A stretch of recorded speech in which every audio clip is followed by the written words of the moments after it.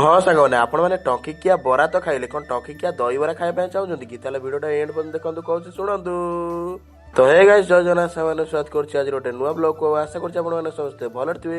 ତ ମୁଁ ଆପଣମାନଙ୍କର ଓଡ଼ିଆ ବ୍ଲଗର ଦୀପକ, ମୁଁ ବ୍ଲଗ କରୁଛି କେନ୍ଦ୍ରାପଡ଼ା ପଟ୍ଟାମୁଣ୍ଡେଇରୁ। ତ ଆଜି ଦେଖିପାରୁଥିବେ ମୁଁ ଯେହେତୁ ଯିବାର ଥିଲା ହଷ୍ଟେଲ, ତ ସେଇଥିପାଇଁ ମୁଁ ବାହାରି ପଳେଇ ଯାଇଥିଲି ଘରୁ, ମାନେ କଲେଜ ଯିବା ପାଇଁ।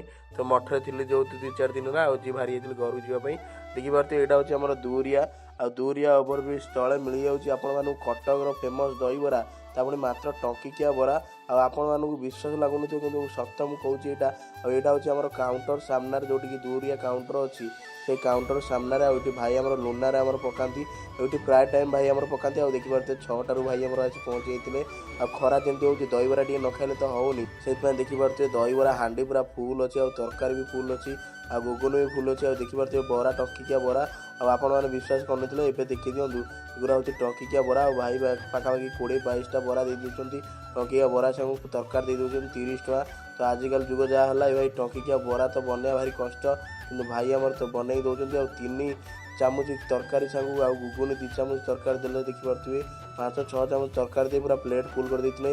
ଆଉ ଖାଲି ସେତିକି ନୁହଁ, ଦେଖିପାରୁଥିବେ ପିଆଜ, ତାପରେ ସେଉ, ଆଉ ତାପରେ ଭାଇଙ୍କର ଯେତିକି ବି ମସଲା ମସଲି ଥିଲା, ତାପରେ ବାଦାମୀ, ଆଉ ତାପରେ ଚଟଣି ଫଟଣି ମାରି ପୁରା ଦେଇ ଦେଇଥିଲା। ଆଉ ଯଦି ଆପଣମାନେ ରାଗ ଖାଇବା ପାଇଁ ଚାହୁଁଛନ୍ତି, ତାହେଲେ ଭାଇ ଆମର ରାଗ ବି ବନେଇ ଦିଅନ୍ତି। ଦେଖିପାରୁଥିବେ ଏବେ ସକ୍ସ ବନେଇ ଦେଇଥିଲେ, ଆଉ ତାପରେ ଟିକେ ଲୁଣ ମାରି ଦେଇଥିଲେ।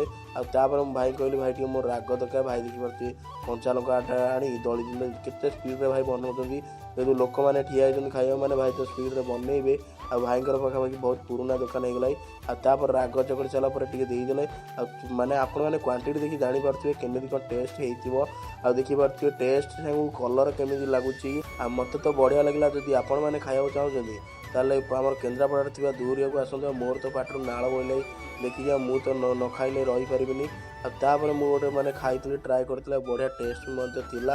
ତ ଦେଖିପାରୁଥିବେ ଖାଇସାରିଲା ପରେ ମୁଁ ଦେଖିଲି ବଢ଼ିଆ ଟେଷ୍ଟ ଥିଲା।